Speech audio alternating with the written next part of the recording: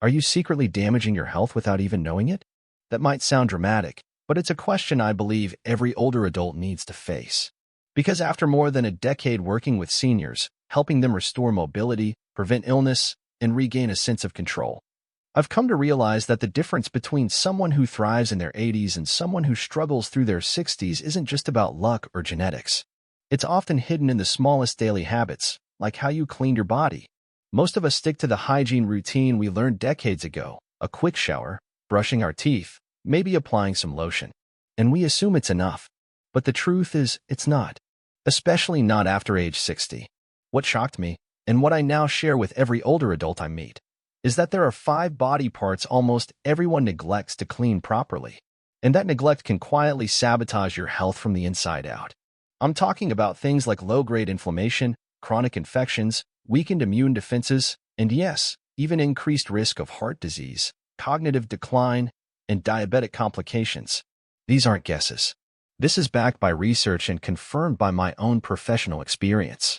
I'll never forget a conversation I had with Dr. Emma Harris, a geriatric specialist with over 30 years of experience. She looked at me and said, "The areas we ignore are often the ones that harm us the most. By the time a senior feels the consequences, the damage has already started." That statement shifted everything for me. We put so much effort into managing numbers, blood pressure, cholesterol, glucose, but forget that our skin, our breath, our circulation, and even our ability to stand steady on our feet all depend on hygiene habits we stopped paying attention to years ago. The good news? Fixing this doesn't require expensive products or complicated routines. It takes less than 5 minutes a day, just small, focused actions that help your body do what it's built to do: heal, protect, and renew. But you have to know where to start. So let me ask you, when was the last time you truly cleaned your tongue? Do you dry between your toes after a shower, or just slip into socks and go? When's the last time you checked your belly button for buildup or irritation? These may seem like minor details, but they carry major consequences. And today, I'll show you how caring for just 5 forgotten areas can lead to better sleep, more energy, stronger balance, and a stronger immune system. Yes, really. If you're someone who values your health and wants to live longer, not just in years, but in quality, then this is your moment to act. Hit the like button if you believe small habits matter. Subscribe and turn on notifications so you never miss another life-changing tip. And most importantly, drop a comment below with the word "ready" if you're prepared to give your body the attention it quietly needs and deeply deserves. That one word could mark the turning point between decline and renewal. Because now, we're about to begin with the most underestimated part of your body, a muscle you use every day to eat, talk, and taste, but one that holds over 700 types of bacteria and directly affects your heart, lungs, and immune health. Most people don't clean it properly, and that one mistake can ripple through your entire system. So let's fix that today. Let's begin with your tongue. 1. The tongue, the forgotten filter that could be silently harming you. If you've never made cleaning your tongue a daily habit, you might be giving bacteria direct access to your heart and not even know it. That's not an exaggeration. Your tongue is more than a muscle for talking and tasting. It's a complex, sponge-like surface that harbors over 700 types of bacteria. Some of these are helpful, but many are not. In fact, research has linked poor tongue hygiene to systemic inflammation, heart disease, complications in diabetes, and even respiratory infections. As someone who has worked with older adults for more than 10 years, I can tell you this is one of the most overlooked yet critical parts of your daily routine. I've seen far too many people struggling with chronic bad breath, recurring gum problems, or even brain fog, never realizing the problem may have started right inside their mouth. Most seniors still assume brushing their teeth twice a day is enough. I used to think that too. But brushing only reaches about 25% of the bacteria in your mouth. The rest? Many of them are hiding on the surface of your tongue, layered in what looks like a thin, white or yellow film, but is actually a mix of dead cells, food particles, and microbial waste. And here's where it gets serious. As we age, our gums become more porous and sensitive. That means harmful bacteria from the tongue can pass through tiny abrasions or inflamed tissue and enter the bloodstream. From there, they travel, sometimes directly to the heart. That's why studies now show a direct connection between poor oral hygiene and an increased risk of endocarditis, atherosclerosis, and even cognitive decline. Still think cleaning your tongue is optional? Let me share a story. Elaine, a 67-year-old retired school secretary, came to me complaining of constant bad breath and a dull sense of taste. She had tried everything, mint sprays, flossing, mouthwash, but nothing helped. I asked her one simple question: have you ever scraped your tongue? She blinked, confused. You mean with my toothbrush? No, I said. I mean really cleaned it. We added one step to her morning and evening routine, gently using a tongue scraper, an inexpensive U-shaped tool you can find at any pharmacy, to sweep from the back of her tongue to the front 3 or 4 times. Within a week, her breath improved. Within a month, she could taste her morning coffee again. Her dentist later reported less plaque buildup and healthier gums. It was like someone had wiped a film off her life. And she's not the only one. Another client of mine, Gerald, age 71, had battled chronic halitosis for over a decade. He tried every toothpaste on the market. He brushed 3 times a day. But it wasn't until he committed to daily tongue scraping that the problem disappeared. 2 weeks, that's all it took. He told me, for the first time in years, I'm not self-conscious about talking to people. That's the power of a clean tongue. Now, if you're wondering how to do it properly, let me guide you. Stand in front of a mirror. Use a tongue scraper, not your toothbrush, which can actually push debris deeper. Gently place the scraper at the back of your tongue and pull it forward. Rinse the scraper after each pass. Repeat 3 to 4 times. Don't press too hard. You're not scrubbing a dish. You're sweeping a sensitive surface. If you have a strong gag reflex, start from the middle and work your way further back over time. Do this every morning before breakfast and again at night, right before bed. And always rinse your mouth with water or a gentle mouthwash afterward. This small routine takes under 3 minutes, but the benefits are extraordinary: clearer breath, brighter taste, fewer bacteria burdening your immune system. And perhaps most importantly, you feel refreshed, cleaner, sharper, more in control of your health. Many of my clients say it's one of the few routines they wish they had started earlier in life. Because here's the truth: at this stage of life, small problems ignored become big problems fast. But the reverse is also true. Small actions done consistently can change everything. Cleaning your tongue is one of those small actions. And it's just the beginning. Because while your tongue might affect your taste and heart health, the next area we're going to explore plays an even more foundational role: your feet. That's right. The very part of your body that supports your entire weight and balance system is also one of the most commonly neglected in hygiene. And if you've ever had dry heels, numb toes, or fungal issues between your toes, you'll want to stick around. In fact, your feet might just be trying to warn you about your circulation, your nerves, or your independence.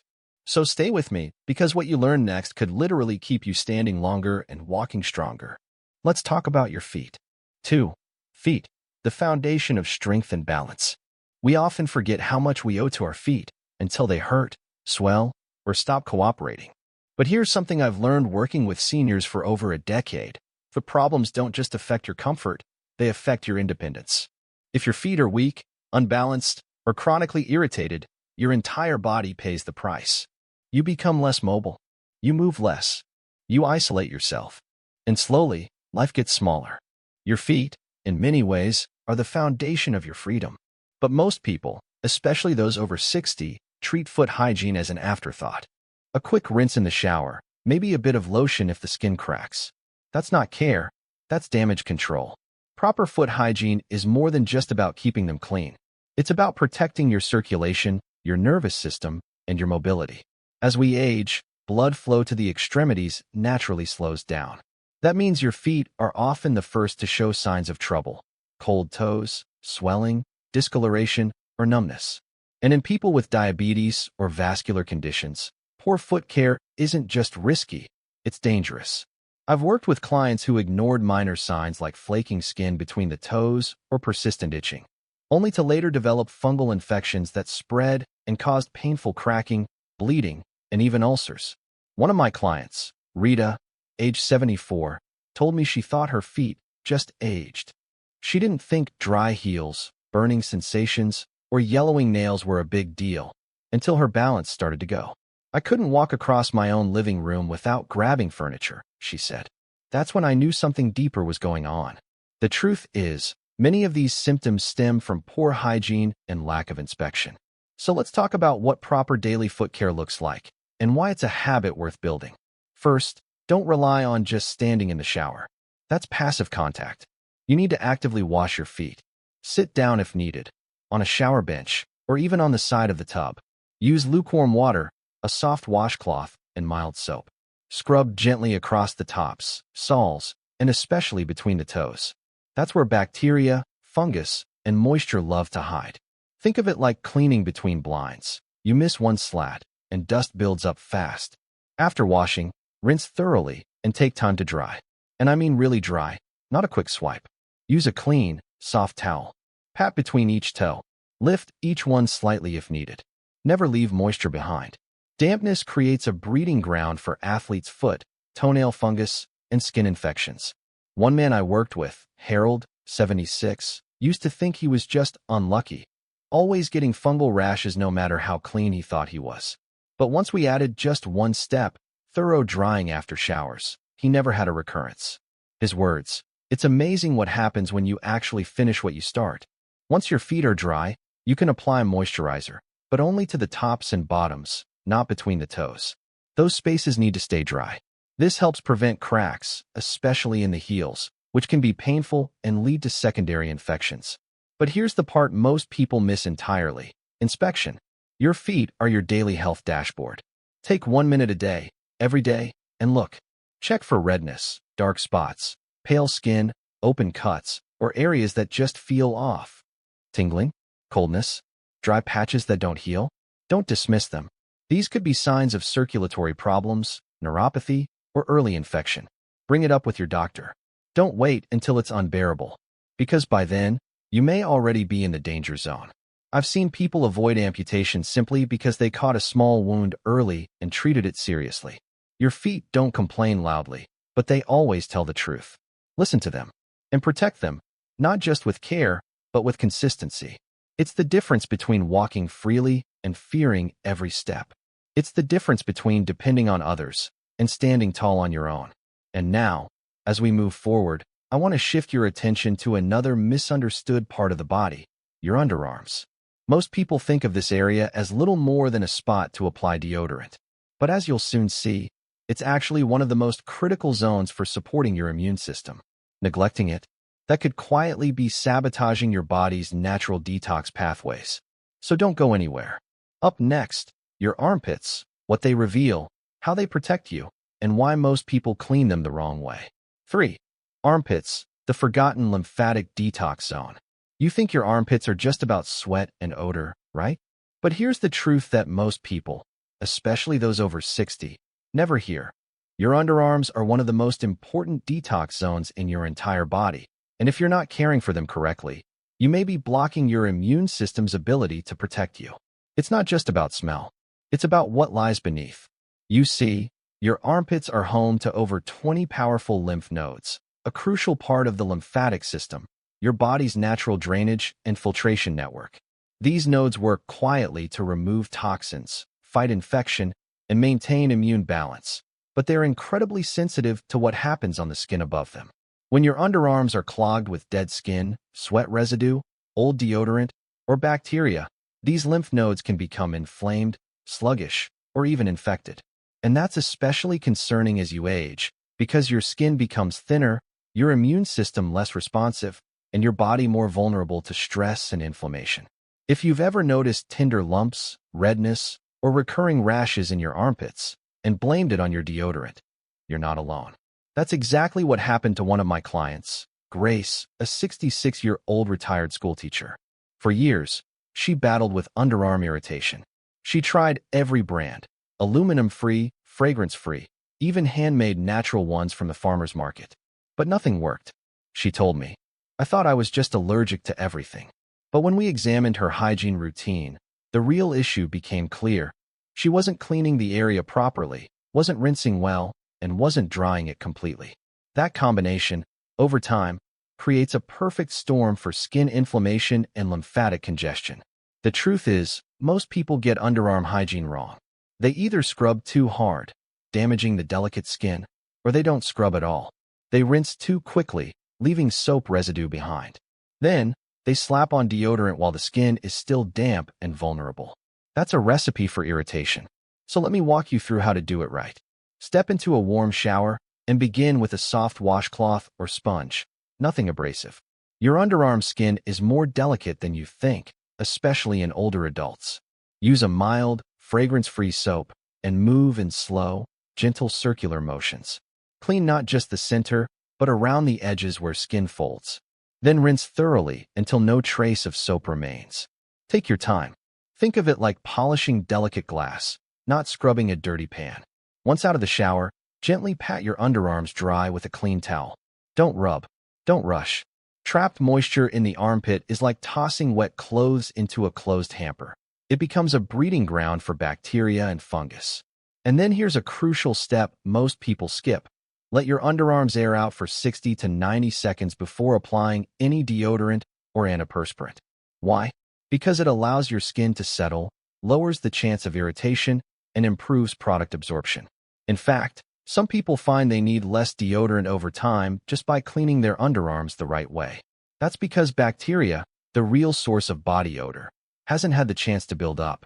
One of my clients, Arthur, 72, once told me, "After I changed the way I wash my armpits, I stopped needing to carry backup deodorant in my pocket. I felt cleaner all day." But beyond comfort, here's what matters more.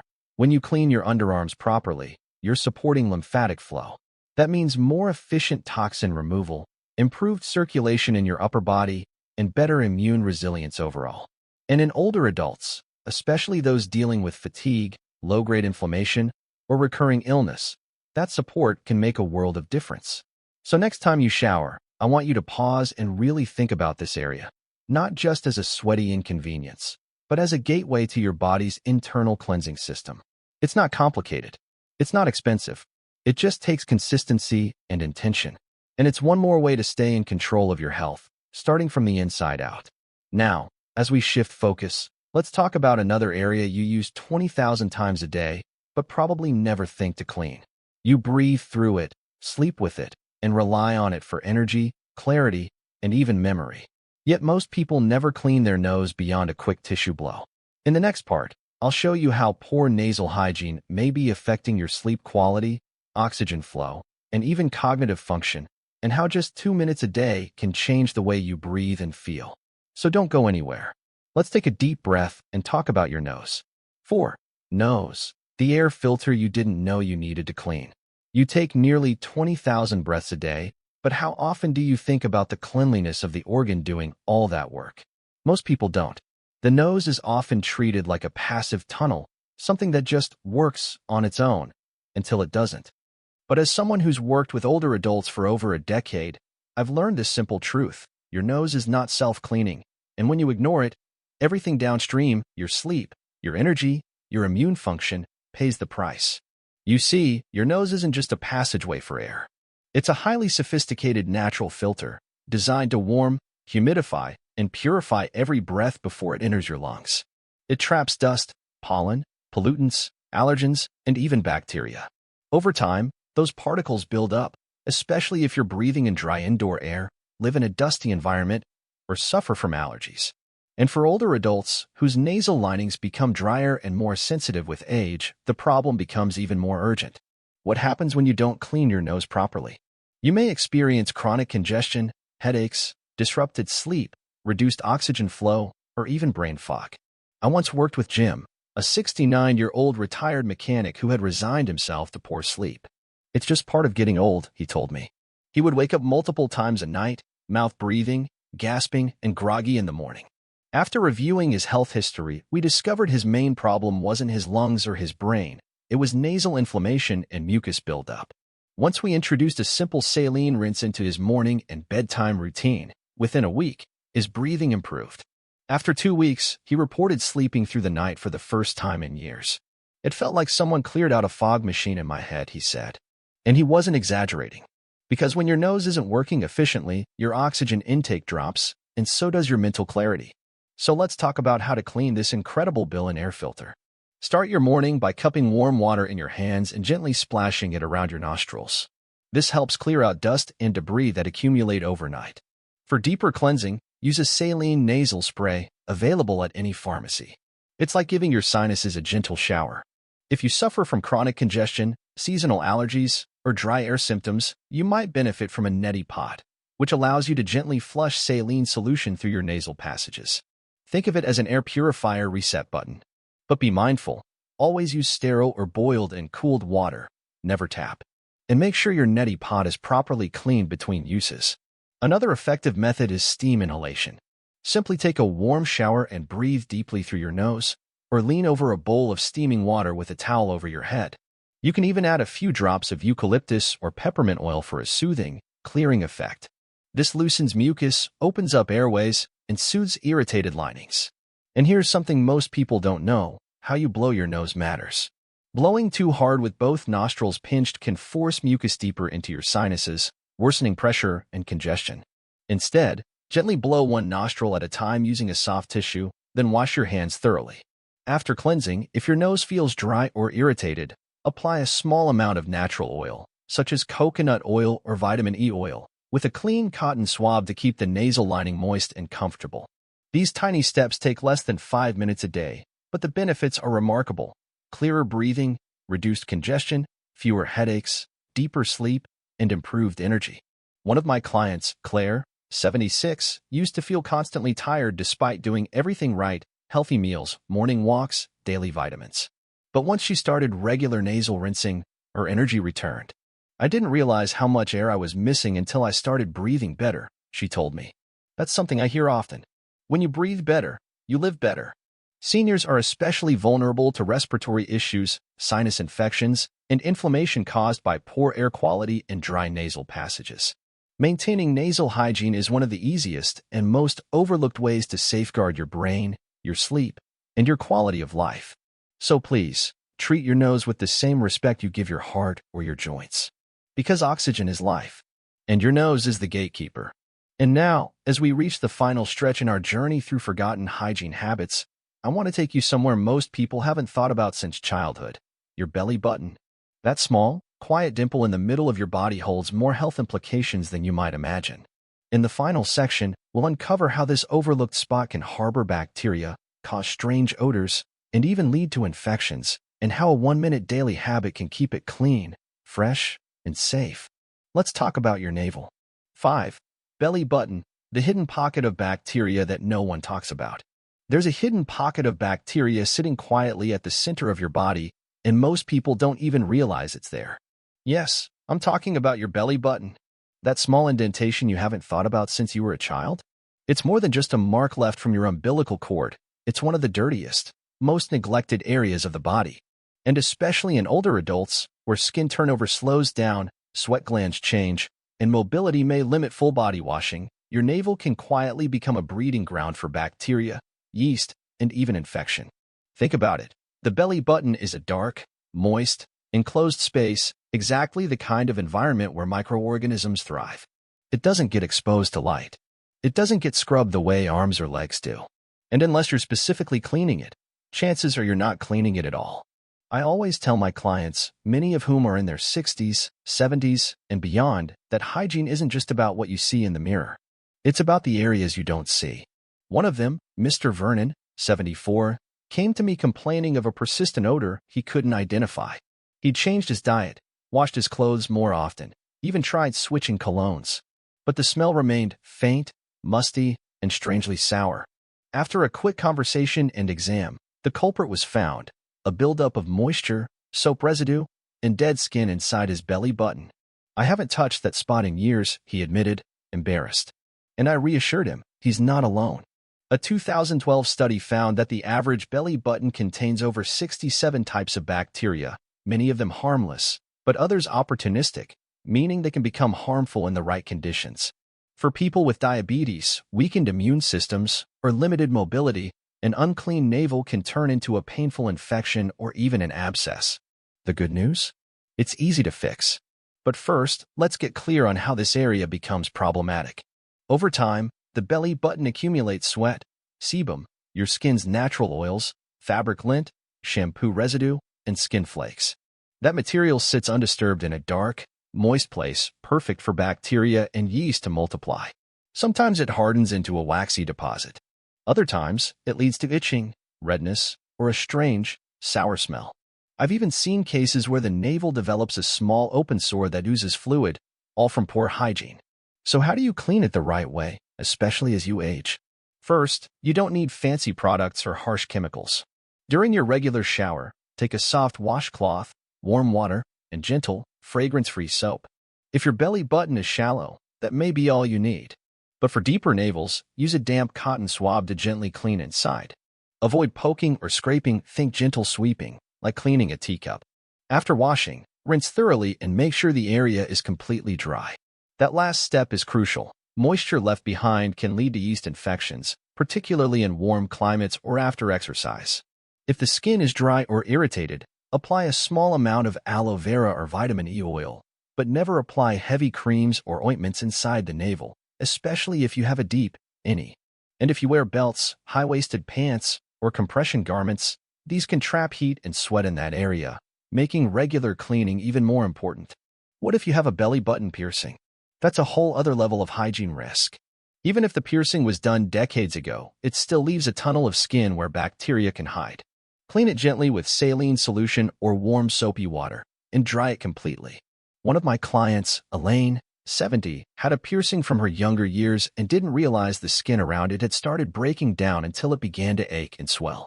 A bit of consistent care reversed it entirely, but again, the earlier you catch these issues, the easier they are to manage.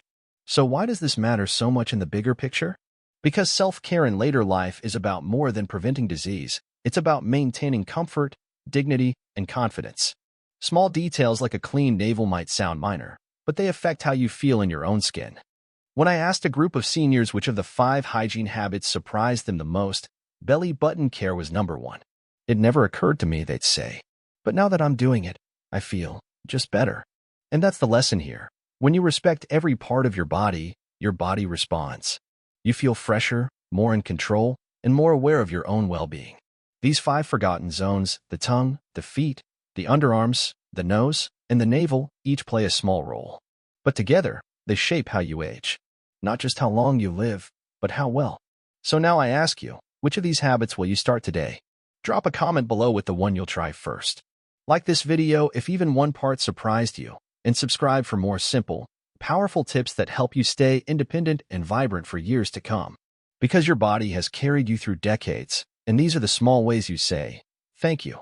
And there you have it, 5 small, often forgotten parts of your body that quietly shape the quality of your health and life. Your tongue, your feet, your underarms, your nose, and your navel may not get much attention in your daily routine, but today, I hope you've seen them in a new light, not just as areas to clean, but as gateways to greater energy, stronger immunity, deeper sleep, and renewed confidence. These aren't just hygiene tips, they're daily rituals of respect. Because when we take the time to care for the body that has carried us through decades, through hard work, family milestones, illness, and joy, we are saying something important. I still matter. I'm still here. And I deserve to feel clean, whole, and strong. You don't need fancy products or long checklists to age well. Just a few mindful minutes each day can restore not only your health but also your sense of control and dignity. So if even one of these 5 habits spoke to you, whether it's cleaning your tongue each morning, drying between your toes, giving your underarms proper care, breathing freely through clean nasal passages, or gently wiping your navel, make that your starting point. Begin small, stay consistent, and notice how your body responds with more ease, clarity, and vitality. And now, I'd love to hear from you. Which of these habits are you going to start today? Just drop a word in the comments, tongue, feet, nose, whatever speaks to you most. Your response might inspire someone else watching this right now. If this video gave you even one helpful idea, please click the like button so YouTube knows it's worth sharing. And don't forget to subscribe and turn on notifications so you never miss another simple, powerful tip that helps you not just live longer, but live better. Thank you for joining me on this journey of small habits with big impact. Take care of yourself. You're not done living yet. I'll see you in the next video.